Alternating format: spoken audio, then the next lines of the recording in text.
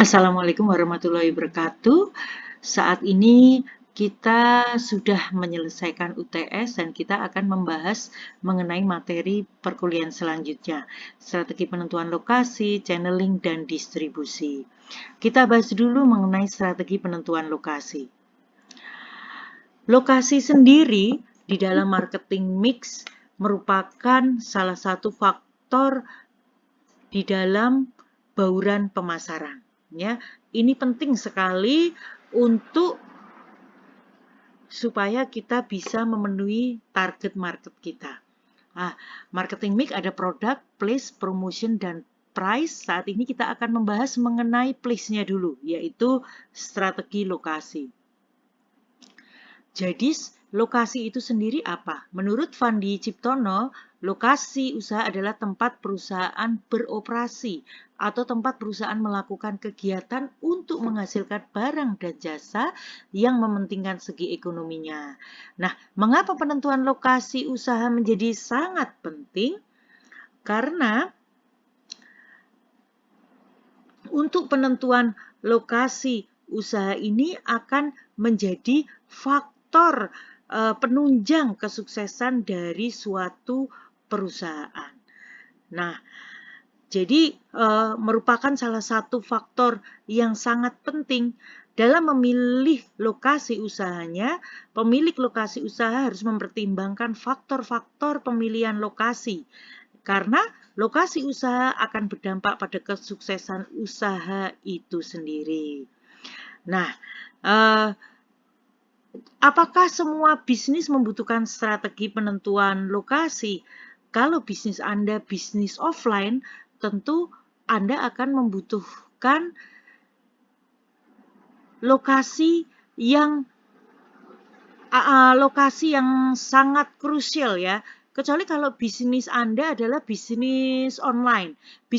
Meskipun bisnis online sendiri tidak mutlak sangat tidak membutuhkan lokasi ya. Karena menjadi penting penentuan lokasi ini kalau dalam bisnis offline itu apa? Tentu saja kalau mendirikan usaha kan kita harus banyak mempertimbangkan faktor-faktor ya. Misalnya ya, faktor-faktor ekonomis yang perlu kita pertimbangkan. Misalnya, kalau lokasi usaha kita jauh dari supplier, tentu kita akan membutuhkan biaya transportasi, biaya distribusi barang yang lebih mahal. Kalau bisnis offline gimana? Butuh nggak supplier? Tentu saja butuh. Belum tentu kalau bisnis online itu akan memproduksi barangnya sendiri. Nah, ini perlu dipertimbangkan lokasinya karena kita membutuhkan supplier juga. Ada saluran distribusi yang diperlukan di situ. Nah, selain itu tentu kita memerlukan juga ya infrastruktur, kemudian sumber daya, misalnya listrik, air, dan lain sebagainya. Apalagi kalau bisnis kita membutuhkan bisnis kita yang tempatnya langsung harus dikunjungi oleh konsumen. Nah, tentu saja itu harus memerlukan lokasi yang strategis, mudah dijangkau konsumen, ataupun di situ banyak konsumennya. Sehingga berdasarkan hal-hal demikian, kita perlu melakukan langkah dalam pemilihan lokasi usaha. Nah, langkah-langkahnya adalah yang pertama kita harus memilih wilayah daerah secara umum. Apa saja yang dipertimbangkan di sini? Yang pertama, dekat dengan pasar ya. Maksudnya di sini pasar itu bukan pasar secara konvensional ya, tempat bertemunya penjual dan pembeli, pasar Bringharjo, pasar Bandarjo Ungaran dan lain sebagainya, bukan ya. Pasar di situ adalah pembeli ya, target pembeli kita. Nah, di situ ada nggak pasar untuk produk-produk yang kita miliki? Ada tidak pembelinya? Kemudian dekat dengan bahan baku, ya. Jadi dekat tidak kita dengan bahan baku? Apabila kita usaha kita adalah produsen ya, kita memproduksi sesuatu. Misalnya kita pabrik teh ya misalnya ya. Nah, dekat nggak kita dengan bahan baku perkebunan teh, pemilik perkebunan teh? Apabila kita tidak memiliki perkebunan sendiri ya, kita hanya memiliki usaha teh ya, usaha pabrik teh. Dan sebagian besar pabrik teh itu tidak memiliki perkebunan teh ya, ada pemasoknya. Ya, kecuali teh merek Tambi ya, teh merek Tambi yang justru mereknya tidak terkenal. Dia memiliki perkebunan Tambi. Justru dia mensuplai banyak pabrik-pabrik teh ya, seperti teh Dandang misalnya ya. Kemudian merek Sariwangi itu banyak disuplai oleh bahan baku dari perkebunan teh Tambi di Wonosobo itu. Kemudian tersedianya fasilitas pengangkutan. Nah, lokasi kita ini, terutama kalau kita entah itu kita hanya sebagai distributor, entah itu kita punya toko, kemudian apalagi kita sebagai produsen memproduksi produk, kita pasti membutuhkan fasilitas pengangkutan ya, fasilitas pengangkutan supaya barang-barang kita itu bisa sampai ke konsumen. Nah, kalau lokasi kita ini jauh misalnya dari fasilitas itu, tentu kita akan membutuhkan biaya yang sangat mahal untuk bisa melakukan pengangkutan produk-produk itu. Nah, ini harusnya menjadi pertimbangan. Kemudian terjaminnya pelayanan umum. Di sini bisa jadi listrik, ya, air, infrastruktur, jalan, dan lain sebagainya. Ini sangat mempengaruhi ya. Kemudian kondisi iklim dan lingkungan. Misalnya kita ingin mendirikan artinya seperti ini. Iklimnya ini harus disesuaikan dengan usaha yang ingin kita dirikan ya. Misalnya kita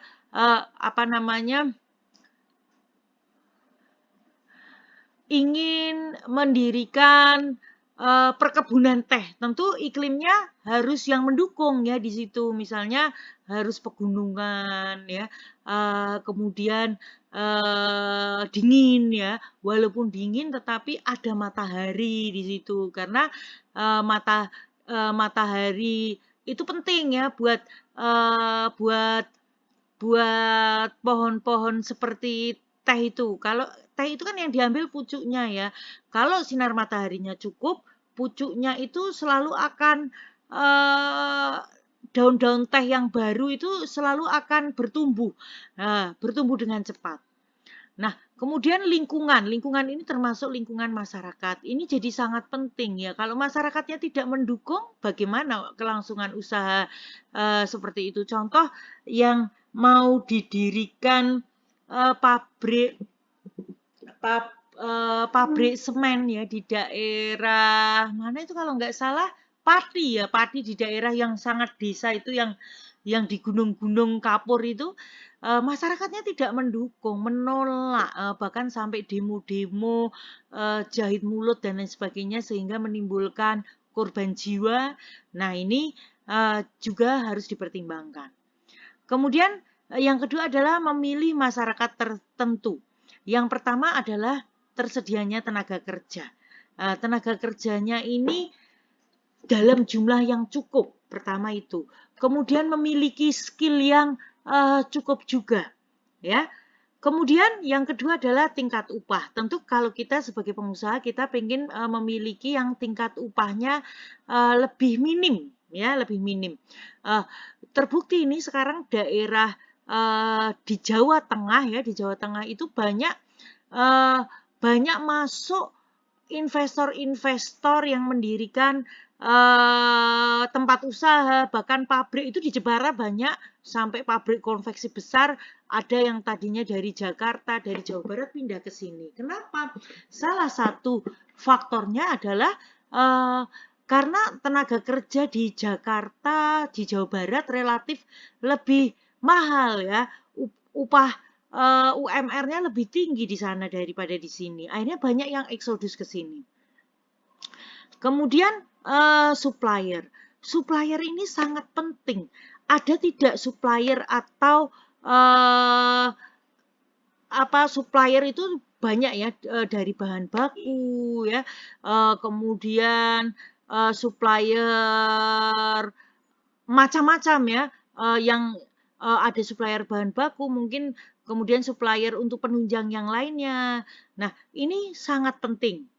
Kemudian kerjasama yang baik. Kerjasama yang baik ini artinya macam-macam, baik itu dengan supplier maupun dengan perusahaan-perusahaan sejenis yang ada. Karena kalau tidak ada kerjasama yang baik atau kemudian ada persaingan yang tidak sehat, ini akan menimbulkan iklim usaha yang tidak kondusif. Nanti mungkin ya pada persaingan yang sangat tidak beradab, mungkin akan ada apa namanya akan ada yang namanya penjegalan ya, usaha di sana sini ya, yang mungkin adalah persaingan harga yang akhirnya tidak sehat. Nah, kemudian peraturan daerah yang menunjang ya, ini sudah jelas, dan kondisi kehidupan masyarakat tadi. Kondisi kehidupan masyarakatnya seperti apa di daerah tersebut ya. Masyarakat yang kondusif ya, itu akan sangat membantu sekali. Kemudian faktor yang ketiga adalah memilih lokasi tertentu. Nah, maksudnya dari pemilihan lokasi tertentu itu apa ini? Ya, maksudnya pertimbangan utama pada langkah ini adalah soal tanah.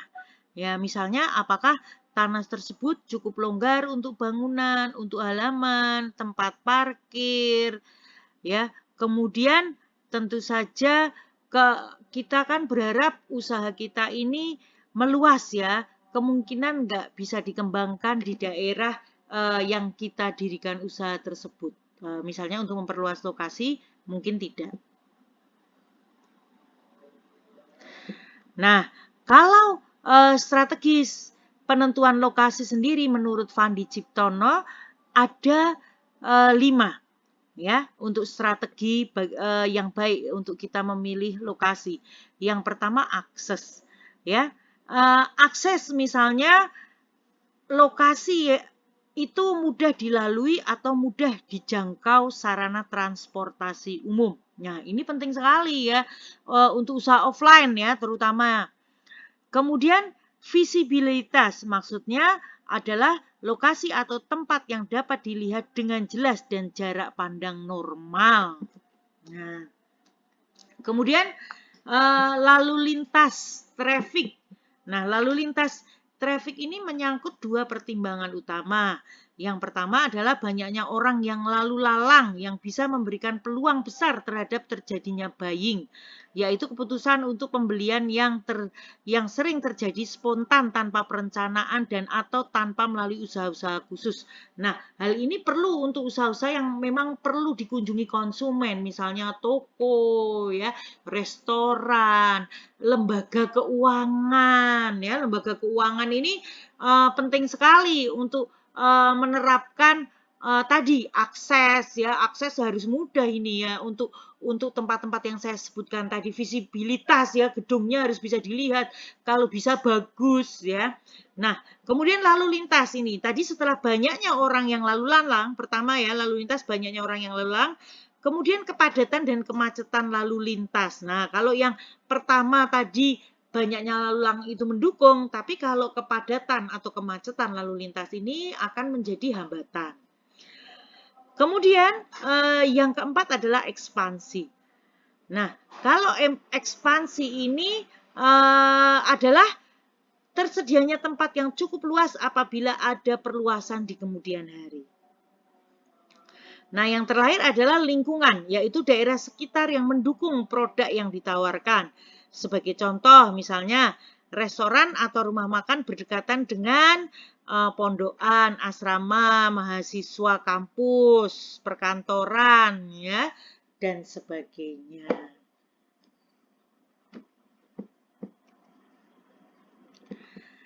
Nah, sekarang kita akan membahas mengenai channeling. Channeling, kalau dalam arti kalau diterjemahkan dalam bahasa Inggris disebut penyaluran ya dalam bahasa Indonesianya. Kalau dalam bahasa Indonesia channeling itu penyaluran. Jadi multi channel ya, misalnya ya sekarang perbankan itu harus multi channel ya, layanannya tidak bisa offline di teller atau di kantor saja, tapi harus multi channel melalui channel-channel online lainnya, misalnya melalui ATM, kemudian melalui mobile banking, SMS banking, kemudian melalui internet banking. Nah, ini multi channel ya, namanya multi channel. Nah, kalau channeling ini apa ya? Kalau channeling ini yang menggunakan istilah channeling ini biasanya lebih banyak digunakan oleh lembaga-lembaga keuangan. Nah, jadi pola channeling ini lebih dipakai oleh lembaga-lembaga keuangan. Nah, jadi channeling yang dimaksud ini adalah bahwa dalam menyalurkan produk atau jasanya pihak perusahaan terkait menggunakan saluran dari lembaga lainnya. Ini adalah yang dimaksud dengan channeling. Nah, banyak yang menggunakan adalah lembaga keuangan, baik perusahaan konvensional ataupun perusahaan yang syariah. Ya, contoh kredit-kredit channeling ya, kredit-kredit channeling. Ini saya contohkan di BCA ya yang ada alurnya. Kadang-kadang bank itu tidak mesti menggunakan sumber dayanya sendiri untuk memberikan layanan ke konsumen. Jadi misalnya ini proyek infrastruktur ya, proyek infrastruktur itu kan besar sekali ya. Nah, jadi ada yang namanya kredit sindikasi. Kredit sindikasi itu kredit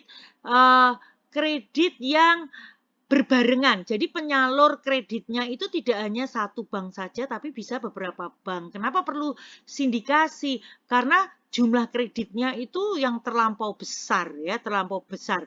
Sehingga kalau bank itu dalam memberikan kredit itu harus disesuaikan dengan kecukupan modalnya. Nah, kecukupan modalnya. Nah, kalau tidak cukup, biasanya akan menggunakan sindikasi. Nah, tetapi ini adalah bukan channeling ya. Sindikasi nanti itu akan menyalurkan sendiri-sendiri ya. Misalnya fasilitas untuk contoh sindikasi jalan tol ini ya, infrastruktur jalan tol itu sindikasi. Yang pendek ya, antara tol Ungaran ke Bawen itu sindikasi beberapa bank. Ada bank BUMN tapi tidak bank asing ya. Bank BUMN ada BRI, ada Mandiri, ada BNI dan bank lokal, Bank Jateng. Itu masing-masing nanti ada perjanjian sindikasinya misalnya dari 100 miliar terus dibagi-bagi. oh misalnya Mandiri memberikan berapa, oh berapa persen, oh BNI berapa persen, kemudian Bank Jateng. Nah, ini dalam penyaluran kreditnya masing-masing sendiri-sendiri, tapi sesuai persentase itu masuk langsung ya. Nah, ini namanya kreditnya langsung. Atau kita aja, misalnya Anda mau bangun rumah terus ambil kredit misalnya di Bank Syariah, itu langsung masuk ke rekening Anda, itu kreditnya langsung. Tapi kalau channeling ini seperti apa? Channeling ini tidak menggunakan tidak langsung. Misalnya Anda bisa melihat gambar yang kedua ya. Nah, misalnya bank lokal, Bank Jateng gitu ya, mau membiayai kredit infrastruktur jalan tol misalnya. Nah, dia harus memberikan misalnya kredit itu 500 miliar. Ya, Bank Jateng tidak boleh memberikan kredit 500 miliar pada satu nasabah saja, tidak boleh. Akhirnya Bank Jateng ini bekerja sama misalnya dengan Bank HSBC asing yang pemodalannya cukup. Nah, tetapi Bank HSBC pun tidak bisa langsung memberikan apa namanya pembiayaan jalan tol langsung ke proyek infrastrukturnya, misalnya ke PT Trans Marga Jateng ya yang membangun jalan tol itu. Nah, dia juga tidak boleh langsung ke TMJ. Nah, maka akhirnya dia menggunakan channeling Bank Jateng. Nah, ini disebut channeling. Nah, tidak selalu kredit. Contoh ya, Bank Syariah dulu, BSI, tapi sebelum digabung. Bank dulu kan BSI itu kan gabungan apa namanya Bank BUMN Syariah ya, anak-anak perusahaannya Bank BUMN kan punya perusahaan syariah. Nah, itu digabung jadi BSI. Nah, sebelum digabung Bank BNI punya anak perusahaan syariah, yaitu BNI Syariah. BNI Syariah melakukan, tapi walaupun anak perusahaan, saya jelaskan mekanismenya dulu, BNI itu mempunyai kedudukan entitas tersendiri yang tidak tergantung ke BNI ya. Di mata OJK merupakan walaupun anak perusahaannya BNI, tetapi dia berdiri sendiri ya. Dia berfungsi sebagai bank umum sendiri, bank umum syariah ya, mempunyai direktur sendiri, mempunyai kebijakan sendiri, harus melakukan clearing dan lain sebagainya, dan transaksinya harus sendiri juga. Nah, tetapi dia melakukan kerjasama channeling dengan BNI.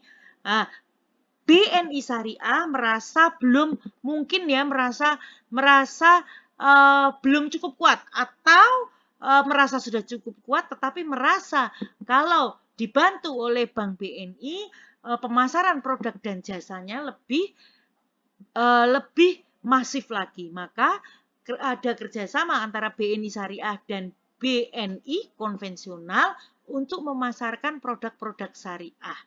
Nah, dari BNI, jadi akhirnya ada kerjasama.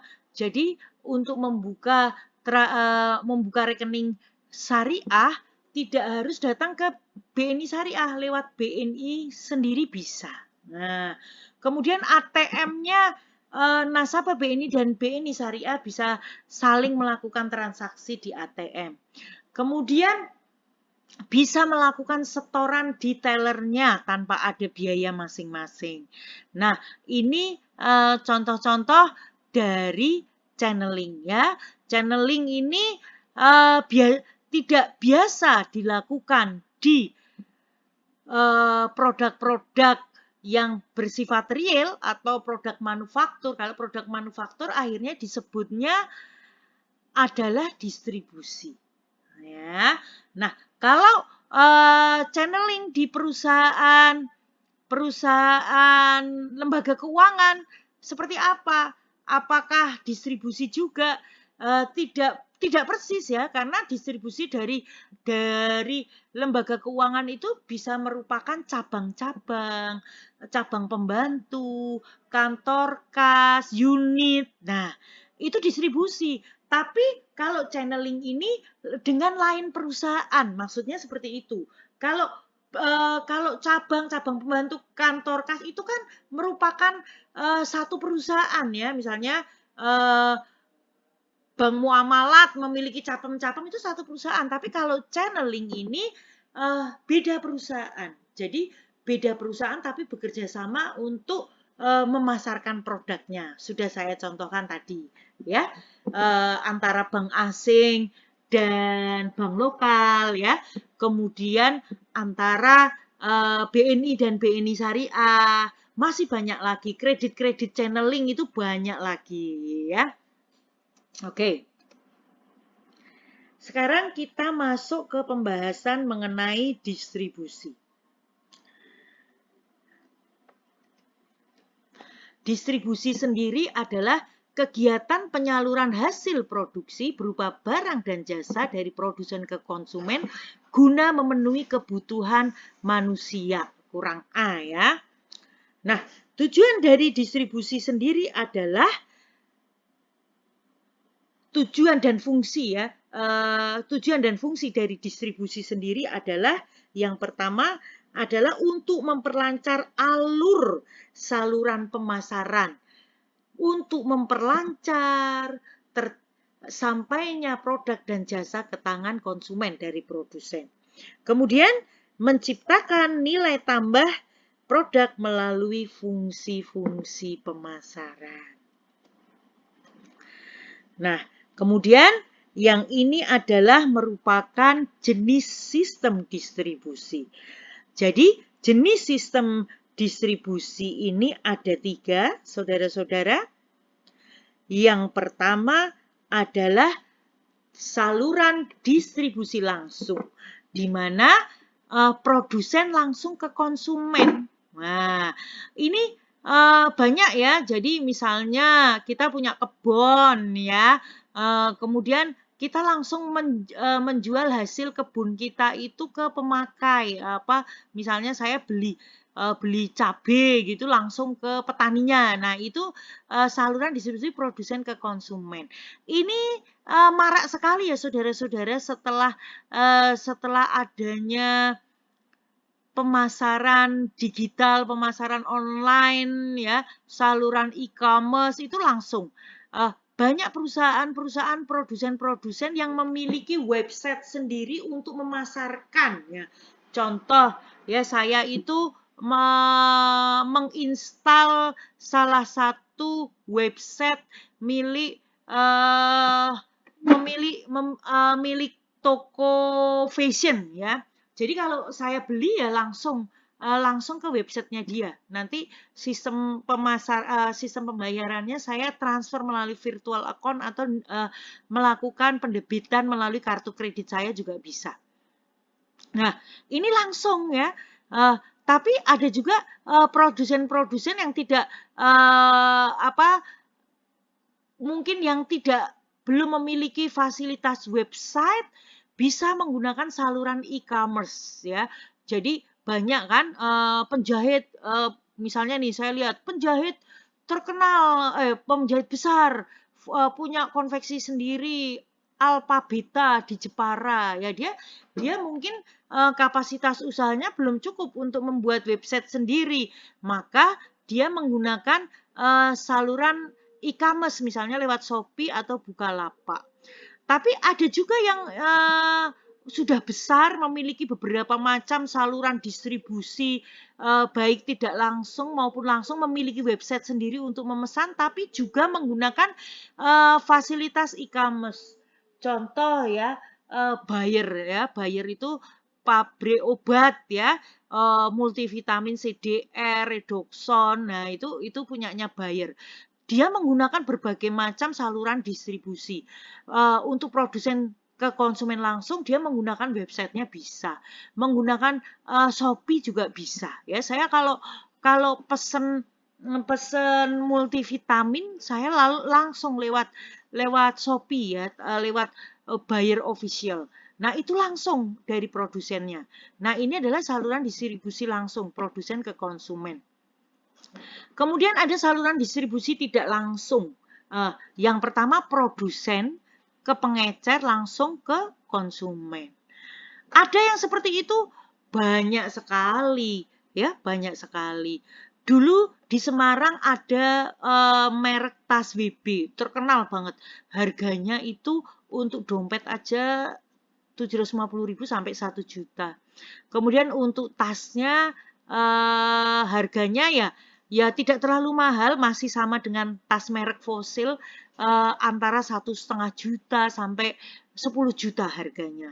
Ya, ini dia menggunakan ini. Jadi eh, dia sebagai produsen itu tidak menjual langsung.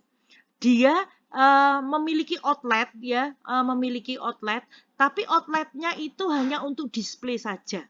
Display saja kalau tas merek keluaran baru atau tasnya apa-apa saja di display. Untuk beli harus ke pengecer. Jadi dia membuka retailer-retailer yang MOU dengan dia ya. Nah, dari retailer-retailernya itu yang langsung menjual ke konsumen. Kemudian ada produsen, pedagang besar, pengecer, konsumen. Nah, ini biasanya yang menggunakan saluran-saluran produk distribusi seperti ini, barang-barang yang untuk kebutuhan sehari-hari ya, barang-barang kebutuhan sehari-hari, misalnya mie instan ya, kemudian mie instan, kemudian apa namanya,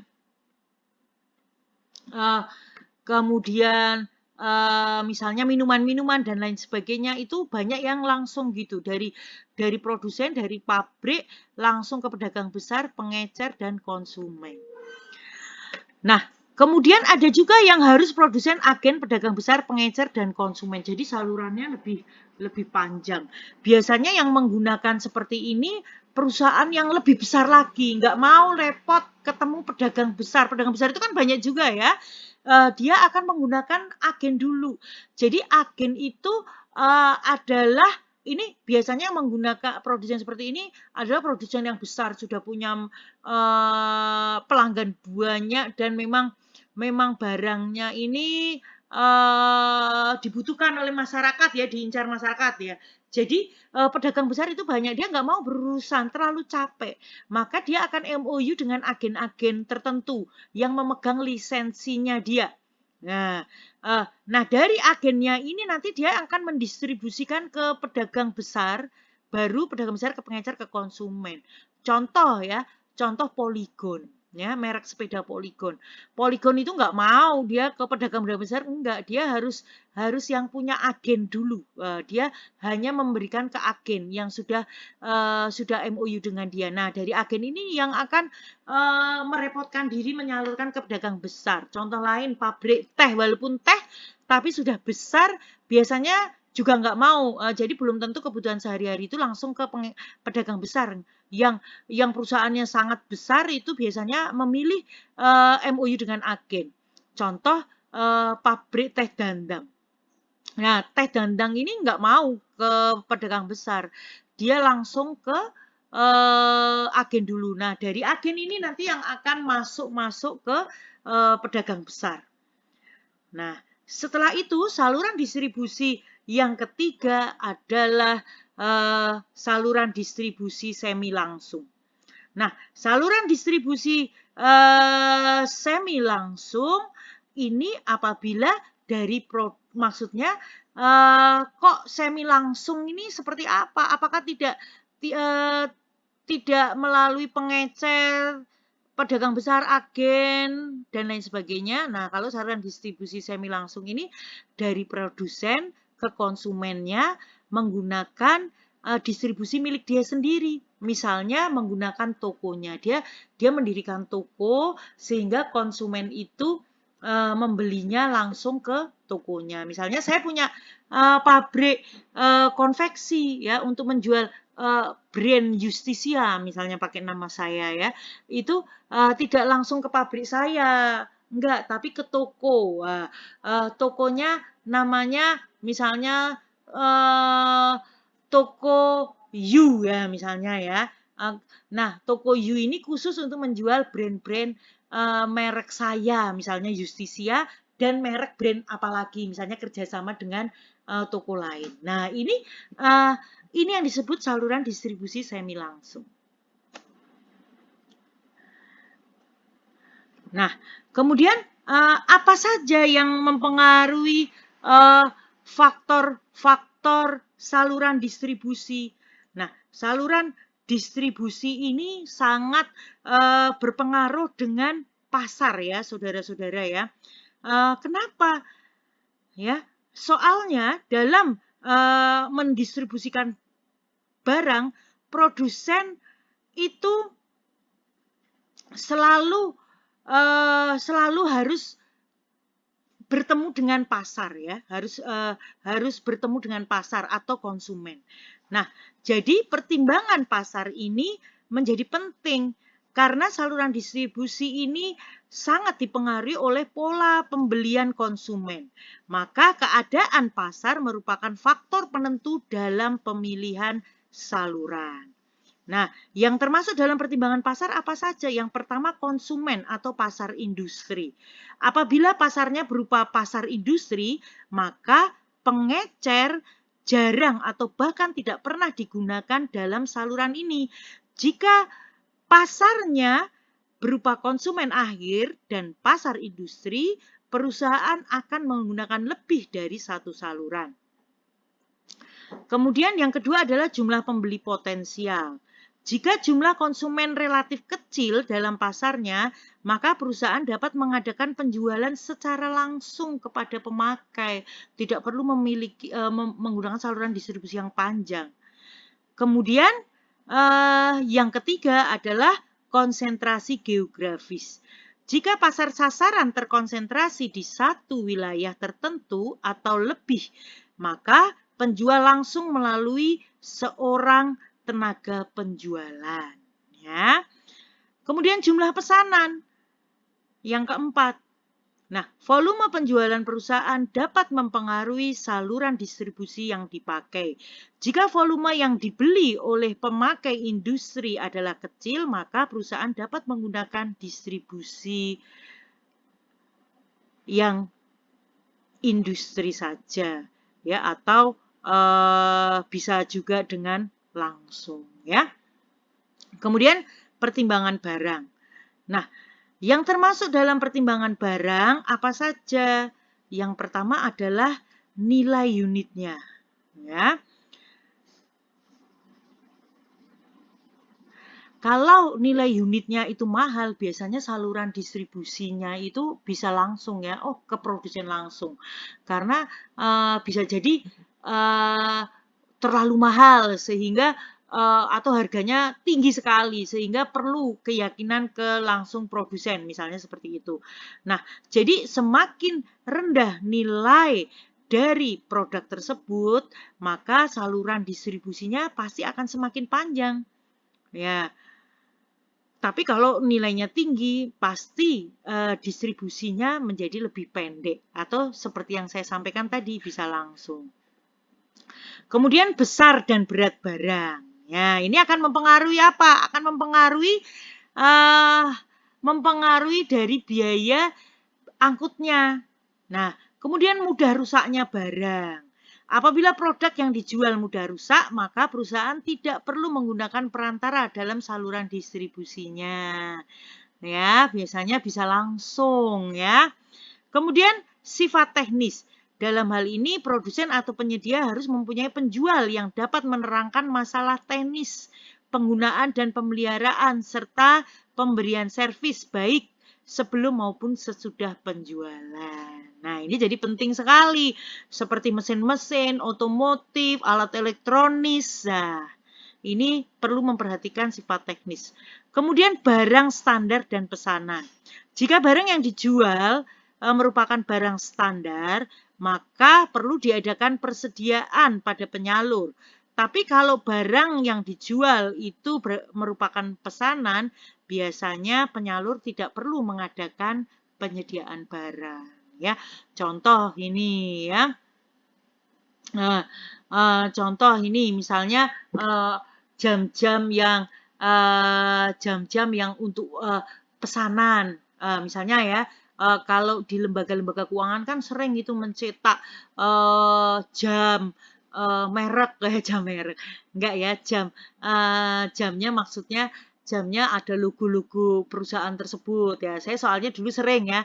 Nah, ini biasanya penyalurnya tidak perlu nyetok ya, karena berdasarkan pesanan saja nanti ya. Kalau ada pesanan harus ada logonya baru diproduksi.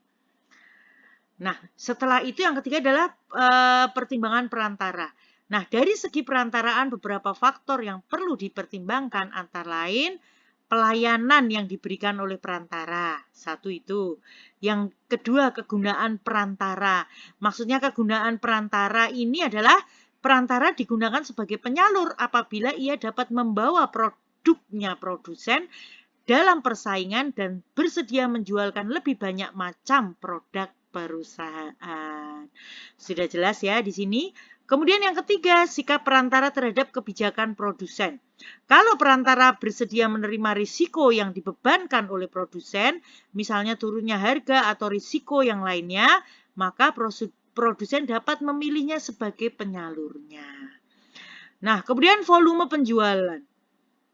Dalam hal ini, produsen cenderung memilih perantara yang dapat menawarkan produknya dan volume yang besar untuk jangka waktu lama. Kemudian biaya, apabila penggunaan perantara dapat meringankan biaya penyaluran, maka hal ini dapat dilaksanakan terus. Kemudian yang keempat adalah faktor distribusi fisik. Pengertian distribusi fisik dapat didefinisikan sebagai bahwa luasnya kegiatan pemindahan suatu barang ke tempat tertentu. Ya, jadi maksudnya bahwa banyak harus yang dipertimbangkan. Luasnya itu bukan luas secara harafiah ya. Artinya harafiah lokasinya luas, bukan ya. Artinya faktor distribusi fisik itu banyak kegiatan fisik panjang ya di dalam melaksanakan distribusi ini. Nah, rantai distribusinya. Nah, ini yang perlu menjadi pertimbangan ya. Mau dipilih saluran distribusi yang seperti apa, disesuaikan dengan produk dan jasa kita. Nah, berikut ini adalah keuntungan dengan menggunakan saluran distribusi. Kenapa sih kita tidak menjual langsung ke konsumen? Yang pertama, jelas akan mengurangi tugas produsen dalam kegiatan distribusi untuk mencapai konsumen. Nah, ini kan panjang sekali ya saluran distribusi ini ya. Kita sebagai produsen saja sudah susah ya untuk melakukan kegiatan. Contoh ya, saya ini selain mengajar, saya punya bisnis lembaga training. Saya juga trainer juga ya. Nah, saya akan sebagai lembaga, tidak sebagai trainer dulu ya. Nah, sebagai lembaga ini saya memiliki trainer-trainer berbagai macam yang bisa menjadi narasumber sesuai kebutuhan institusi-institusi yang memerlukan. Nah, lembaga saya ini sebagai distribusinya, tapi jasa ya. Saya yang akan mendistribusikan narasumber ini ke perusahaan-perusahaan tertentu ya, ke lembaga-lembaga yang membutuhkan. Nah, bagaimana cara mendistribusikannya? Cara mendistribusikannya saya lebih ke marketing ya. Saya melakukan penjualan. Wah, saya memiliki masuk ke institusi-institusi. Saya memiliki trainer-trainer ini.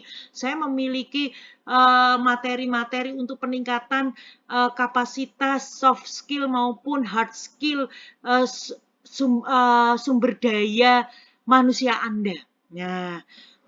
Nah, kenapa trainer itu membutuhkan? Nah, kegiatan marketing itu menjadi distribusi saya sebagai perusahaan jasa. Kalau trainer itu pengen memperoleh honor ya dari lembaga-lembaga atau perusahaan-perusahaan untuk jasanya dia mengajar, dia belum tentu memiliki kapasitas itu. Dia capek ya sebagai trainer. dia memiliki tugas yang banyak ya, tugas yang banyak. Misalnya dia kan memiliki kekayaan intelektual, tapi belum tentu dia mampu untuk mendistribusikan kekayaan intelektualnya menjangkau ke perusahaan-perusahaan itu. Ya, dia lebih enak kalau tugasnya dia nanti hanya mengajar, mempersiapkan materi untuk melatih daripada harus melakukan marketing ke sana ke sini ya. Kemudian mungkin harus memiliki staff-staff personal selling untuk mendistribusikan apa yang dia miliki. Nah, akhirnya dengan dia hanya mengajar dan mempersiapkan materi, dia akan mengurangi tugasnya dia ya sebagai produsen ilmu pengetahuan misalnya ya, soft skill dan hard skill ilmu. Jadi dia melimpahkan kepada saya sebagai lembaganya, sebagai distributornya. Contohnya itu. Kemudian kegiatan distribusi berjalan dengan efektif dan efisien.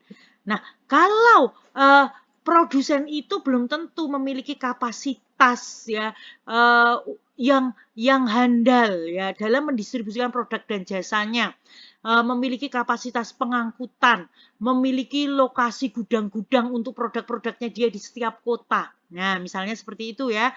Nah, ini kalau tidak mampu, kita malah tidak efisien, malah distribusi barang itu mungkin akan sampai lama ke tangan konsumen. Malah mungkin kita biayanya akan lebih mahal ya karena kita tidak bisa melakukan efisiensi karena kita tidak memiliki pengalaman dan kapabilitas di situ. Nah, yang ketiga adalah mengurangi beban produsen dan konsumen. Ya, tadi ada beban produsen. Kalau tidak memiliki saluran distribusi atau penyalur atau agen, mungkin dia harus memiliki gudang-gudang di setiap kota. Nah, tentu itu akan mahal ya, akan mahal juga. Nah, konsumen bagaimana? Dia juga harus effort. Kalau tidak ada distributor di setiap kotanya, dia menginginkan produk yang hanya diproduksi oleh misalnya produsen di Jakarta, itu dia akan membutuhkan effort. Maksudnya di sini. Nah, distribusi dalam Islam. Nah, ternyata distribusi itu kalau di dalam Islam tidak hanya berdasarkan prinsip ekonomi saja, ya, tetapi memiliki tujuan-tujuan tertentu. Nah, sekali lagi kalau bisnis Islam tentu saja dalam bisnis itu selalu membutuhkan keuntungan ya, membutuhkan keuntungan ya. Tetapi dalam ekonomi Islam sistem distribusi yang itu akan merealisasikan beragam tujuan yang mencakup berbagai bidang kehidupan, tidak faktor ekonomi saja ya. Nah, jadi apa tujuan distribusi dalam Islam? Yang pertama tujuan dakwah. Di sini tujuan dakwah ini contohnya misalnya ya kita dalam memberikan zakat ya, zakat ya, memberikan zakat. Contohnya bagi mu'alaf juga bisa, di mana mu'alaf itu tadinya adalah misalnya seorang non-Islam ya. Nah, supaya keimanannya kuat kemudian diberikan zakat. Ya, ini adalah dakwah juga. Ya, dakwah juga. Oh, ternyata ternyata di dalam Islam itu ada distribusi juga ya, ada distribusi untuk memberikan dengan tujuan dakwah ya, contoh memberikan zakat ya, bisa contohnya zakat fitrah itu kan merupakan distribusi juga ya, dari sistemnya itu sudah merupakan distribusi. Maka di dalam Islam maksud dari tujuan distribusi adalah dakwah juga. Kemudian tujuan pendidikan.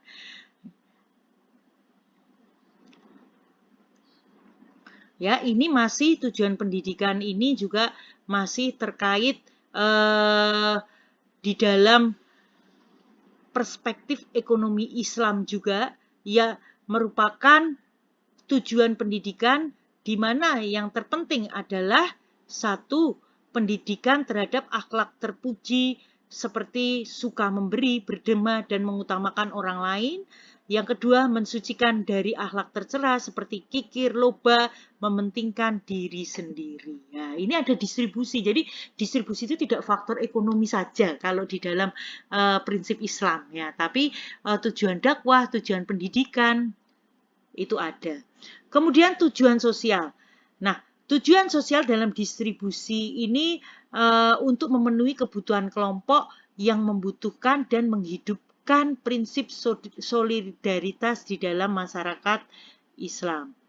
Ya, kemudian menguatkan ikatan cinta kasih sayang antara individu dan kelompok di dalam masyarakat. Kemudian memberikan keadilan di dalam distribusi. Ya, yang pertama pendistribusian sumber-sumber kekayaan, pendistribusian pemasukan di antara unsur-unsur produksi, dan pendistribusian di antara kelompok masyarakat. Nah, kemudian tujuan ekonomi. Nah, kalau tujuan ekonomi ini sama ya dengan prinsip-prinsip distribusi yang sudah kita sampaikan tadi ya,